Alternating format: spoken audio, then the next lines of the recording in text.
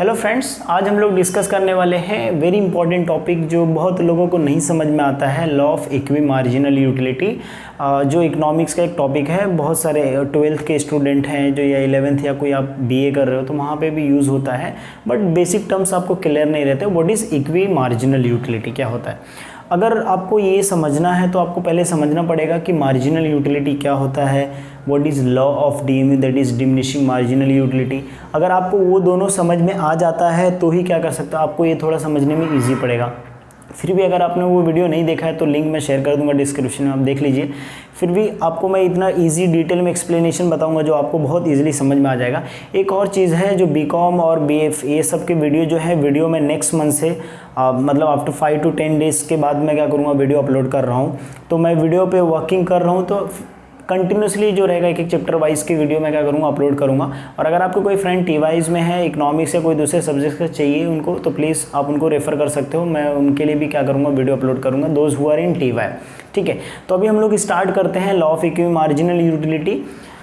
Law of equi marginal utility start करने से पहले मैं आपको ये बताना चाहूँगा what is equi marginal utility. ये इक्वी होता है मतलब इक्विलिब्रियम होता है। क्या होता है? इक्विलिब्रियम। देखिए यहाँ पे मैंने लिखा है, ये क्या होता है, इक्विलिब्रियम होता है।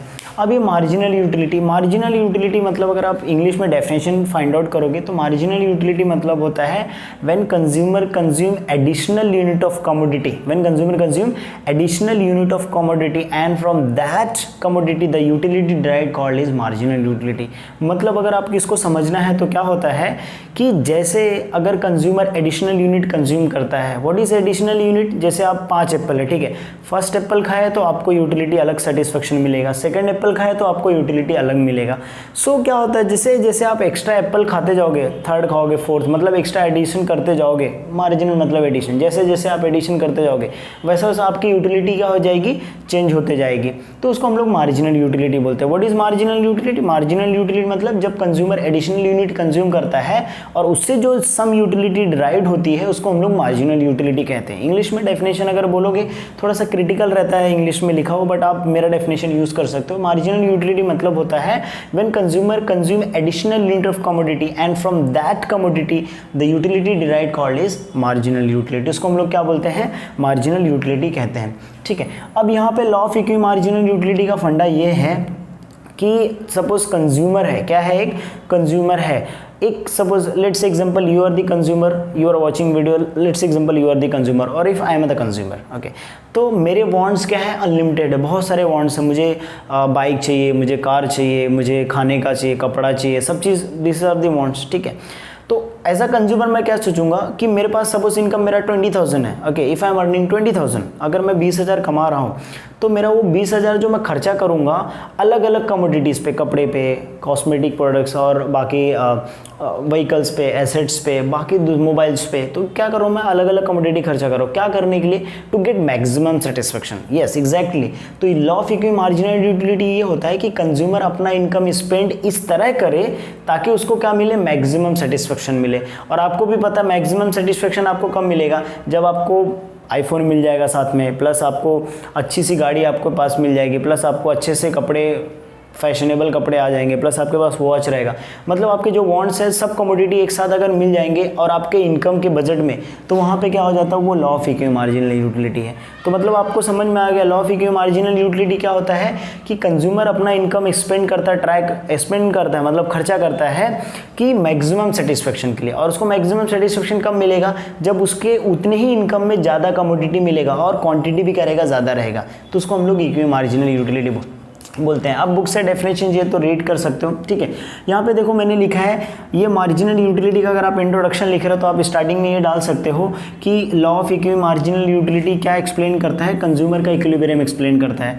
कंज्यूमर का इक्विलिब्रियम जो रहेगा, हम लोग टेबल जब एक्सप्लेन करेंगे उस टाइम पे वीडियो में, आप लास्ट में, तो हम लोग टेबल में देख लेंगे what is consumer equilibrium. Okay, यहाँ पे क्या होता है, व्हेन ही स्पेंड, मतलब जब कंज्यूमर, ही मतलब कंज्यूमर, जब कंज्यूमर स्पेंड करता है उसका इनकम क्या करने के लिए, वेरियस गुड्स, जैसे मैंने बताया वॉच है, फिर उसके बाद बाइक है, फिर उसके बाद आपके पास आईफोन है, तो वेरियस कमोडिटी के ऊपर, या कुछ खाने का फूड भी आप ले सकते हो कमोडिटी का। जैसे अगर हम लोग मार्जिनल यूटिलिटी का लेते हैं तो एप्पल ले लो, ऑरेंज या बाकी दूसरी कोई चीज़, तो उसको हम लोग क्या बोलते हैं, मैक्सिमम सेटिस्फेक्शन किसके लिए, मैक्सिमम सेटिस्फेक्शन के लिए। बाकी आप डेफिनेशन जो है वो बुक से लिख लीजिए, बुक में भी यही चीज़ लिखा रहेगा कि कंज्यूमर अपना इनकम स्पेंड करता है क्या करने के लिए, मैक्सिमम सेटिस्फेक्शन के लिए। तो मैंने यहाँ पे जैसे एक सिंबॉलिक फॉर्म में लिए हैं, सपोज से मार्जिनल यूटिलिटी ऑफ इक्विलिब्रियम जो है, इक्वी मार्जिनल यूटिलिटी, ये एक्स मतलब ये कमोडिटी एक्स और कमोडिटी क्या है, ये वाई है, मतलब दो कमोडिटी है। क्या कमोडिटी है, दो, एक एक्स कमोडिटी है, दूसरा कौन सा कमोडिटी, वाई। तो चलो एक्स को अगर हम लोग एग्जांपल के तौर पे एप्पल ले लेते हैं, दूसरे को वाई को हम लोग ले लेते हैं मैंगो, ठीक है। तो दो कमोडिटी है और यहाँ पे क्या है, उसका प्राइस और इसका प्राइस है। तो एक्स का प्राइस और वाई का प्राइस क्या रहेगा, डिफरेंट रहेगा। तो ये सिंबॉलिकली आप ऐसा लिख सकते हो, ठीक है। आई होप सो आपको थोड़ा वीडियो लॉन्ग बढ़ेगा, बट आप you will get to know what is law of equi marginal utility. फिर इसके कुछ एजम्पशन है। एजम्पशन में क्या बोलता है कि नो चेंज किसके अंदर, प्राइस ऑफ गुड्स, मतलब ये जो एक्स कमोडिटी है और वाई कमोडिटी का प्राइस क्या होना चाहिए, चेंज नहीं होना चाहिए। जैसे हम लोग 10 कमोडिटी खा रहे हैं तो 10 कमोडिटी का प्राइस क्या होना चाहिए, सेम होना चाहिए। यहाँ पे कंज्यूमर का इनकम भी क्या होना चाहिए, फिक्स्ड होना चाहिए। जैसे मैंने बताया मेरा इनकम 20,000 तो मेरा 20,000 ही होना चाहिए, मेरा 50,000 इनकम तो मेरा 50,000 फिक्स होना चाहिए, चेंज नहीं होना चाहिए। उसका रीज़न है कि अगर इनकम चेंज हो जाएगा तो हमारा यूटिलिटी भी क्या होता है, उसके हिसाब से हमारा कंजम्पशन भी चेंज हो जाता है।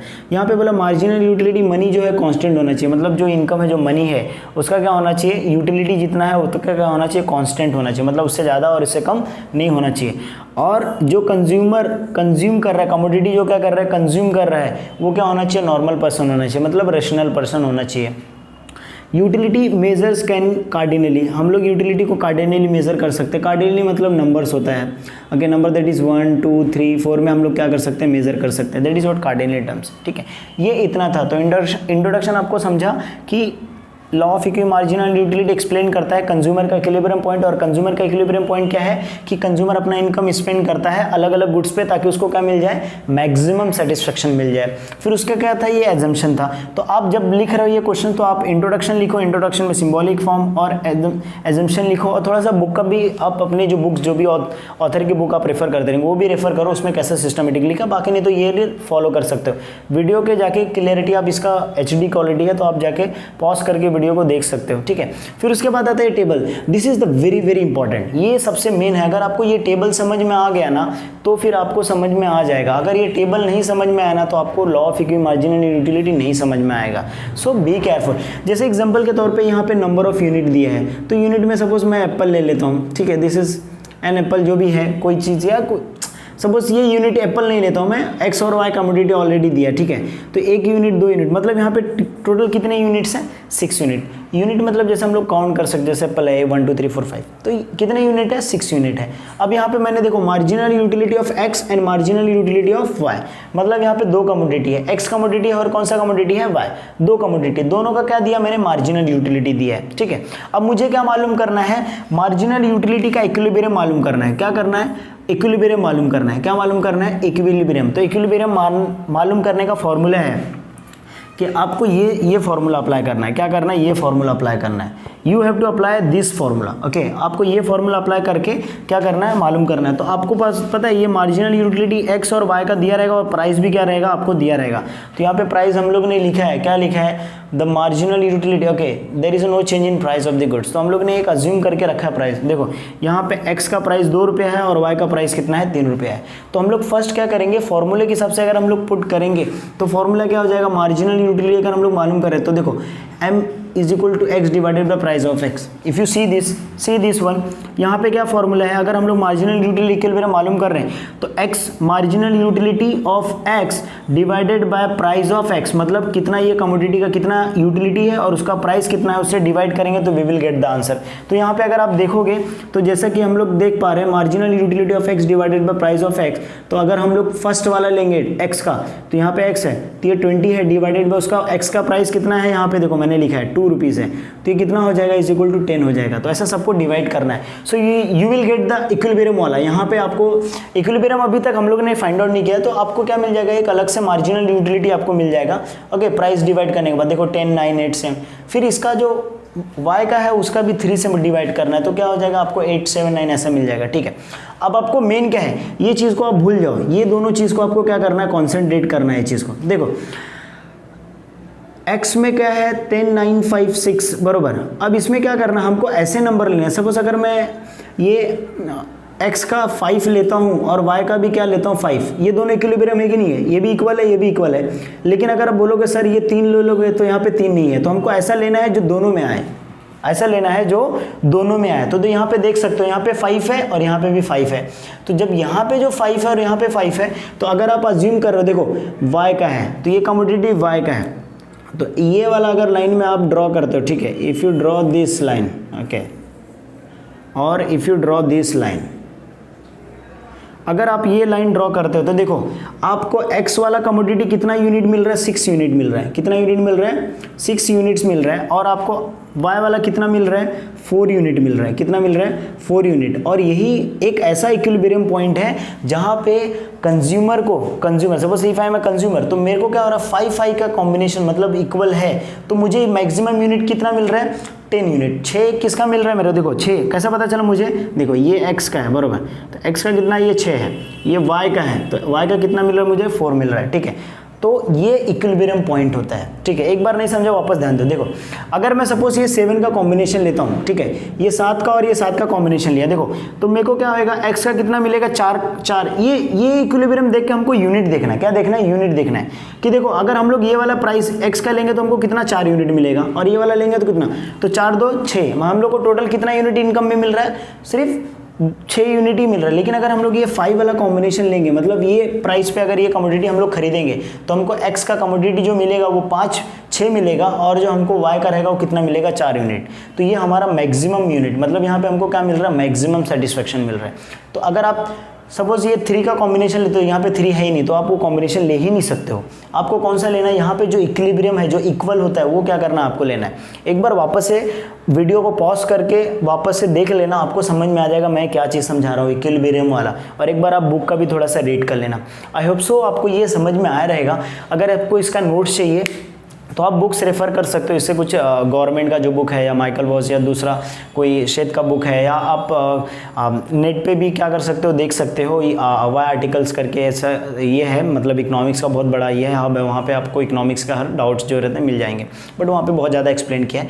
तो आप चाहिए तो ये डीप में बुक से रीड कर सकते हो। अगर इसमें फिर भी स्टिल आपको डाउट आता है तो आप मुझे ईमेल कर दीजिए, तो मैं आपको थोड़ा सा ईजी नोट्स में सेंड कर दूंगा, बट आप खुद से भी नोट्स आप बना सकते हो, ठीक है। तो आई होप सो आपको समझा रहेगा। अगर आपको ये वीडियो अच्छा लगा so please don't forget to subscribe my channel, and thank you so much for watching.